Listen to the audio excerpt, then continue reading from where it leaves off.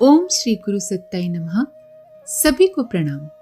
पिछले वीडियो में हमने सुना इस संसार में अगणित कठिनाइयां मौजूद हैं, पर अधिकांश समस्याओं की जड़ हमारे भीतर है और उनका समाधान भी हमारे अपने ही अंदर मौजूद है। अपने को सुधारना, अपने को बनाना, अपने को बढ़ाना ही वो उपाय है जिससे दुनिया सुधर सकती है। आइए इसी क्रम को आगे बढ़ाते हैं। परम पूज्य गुरुदेव आगे लिखते हैं, कठोपनिषद में वैवस्वत यम ने नचिकेता को आत्म साधना पर प्रकाश डालते हुए कहा, न विरतो दुश्चरितात्रा शांतो न समाहितः न शांत मानसो वापि प्रज्ञा नयनेव वाप्नुयात्। अर्थात हे शिष्य, जिसने अपना चरित्र शुद्ध नहीं किया, जिसकी इंद्रियां शांत नहीं, जिसका चित्त स्थिर नहीं रहता और जिसका मन सदैव अशांत रहता है, वह केवल बाह्य ज्ञान के आधार पर आत्मा को प्राप्त नहीं कर सकता। चरित्र या कर्म अपना फल किस प्रकार देते हैं, ये जानने की बात है। बीज के अनुरूप ही फल होता है। पाप से आत्मा की पराधीनता दृढ़ होती है और पुण्य आत्मा को मुक्त अवस्था की ओर अग्रसर करता है। यही पाप और पुण्य के फल का रहस्य है। बुरे कर्म आत्मा के लिए आवश्यक हैं या नहीं, ये बातें व्यवहार से स्पष्ट मालूम पड़ जाती हैं।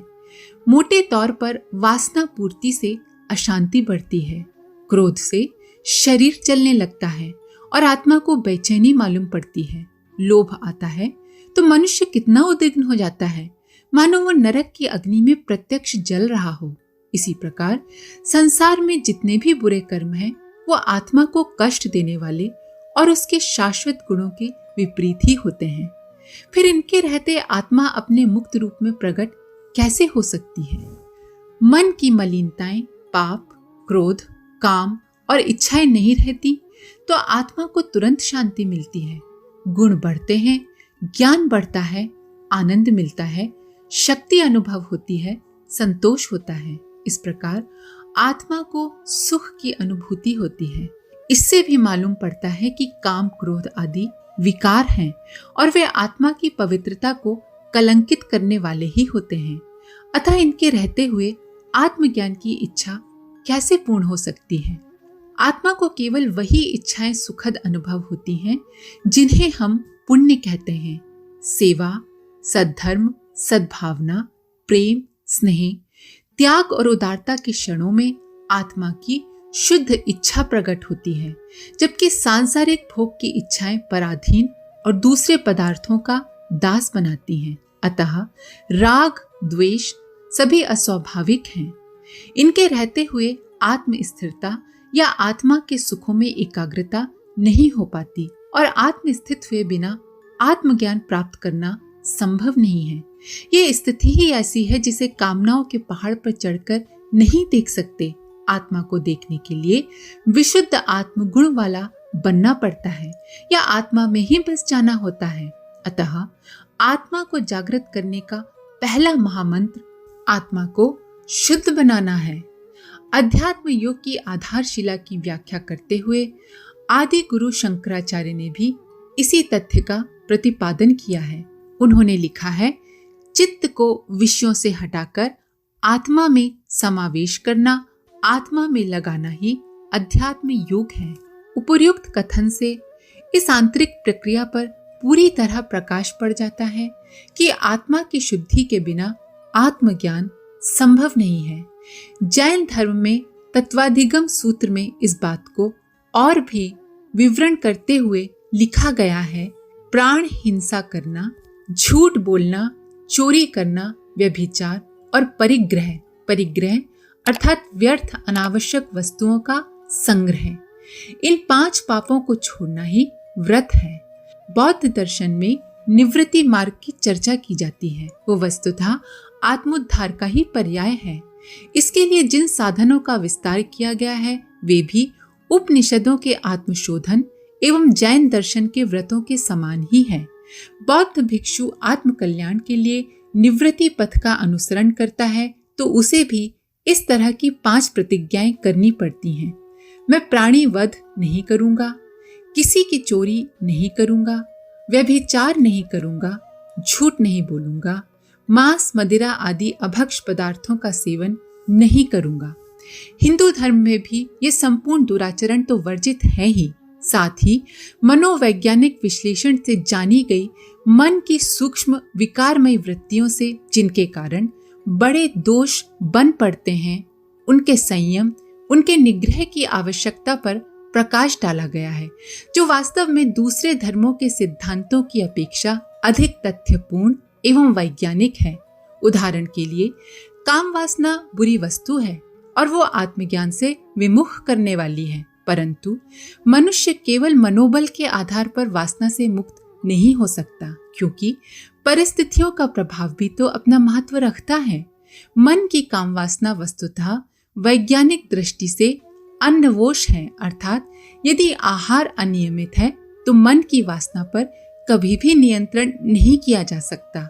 इसीलिए सचरित्रता के सिद्धांतों को कुछ वाक्यों तक ही सीमित नहीं किया गया, वरन उनका बहुत अधिक विस्तृत विश्लेषण किया गया है। इन नियमों को प्रारंभिक अवस्था, आहार विहार, शिक्षा दीक्षा, भाषा व्यवहार, धर्म कर्म आदि से ही बांधने का प्रयास किया है। मनुष्य इस सर्वांगीण बुद्धि प्रक्रिया को अपनाए बिना जीवन के दोषों से कदापि मुक्त नहीं हो सकता। संसार में मनुष्य अपने क्षणिक सुख के लिए अनेक प्रकार के दुष्कर्म कर डालता है। उसे यह खबर नहीं होती कि इन दुष्कर्मों का फल हमें अंत में किस प्रकार भुगतना पड़ेगा।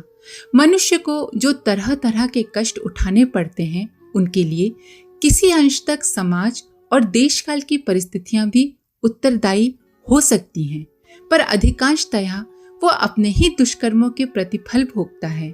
किंतु मनुष्य शरीर दुख भोगने के लिए नहीं मिला, ये आत्म कल्याण के लिए मुख्यतः कर्म साधन है।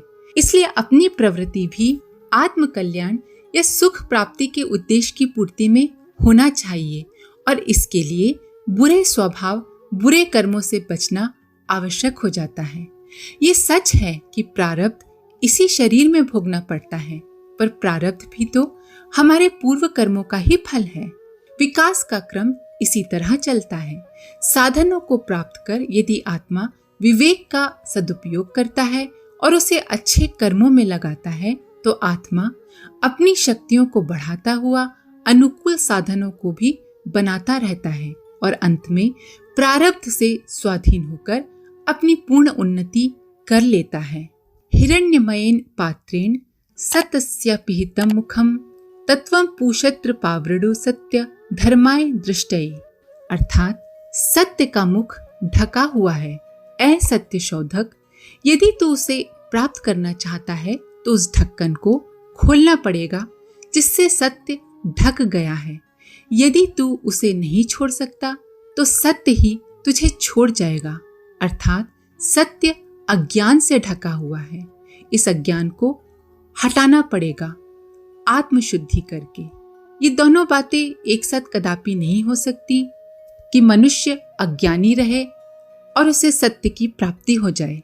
आत्मज्ञान ने बुरे कर्मों को ढक लिया है।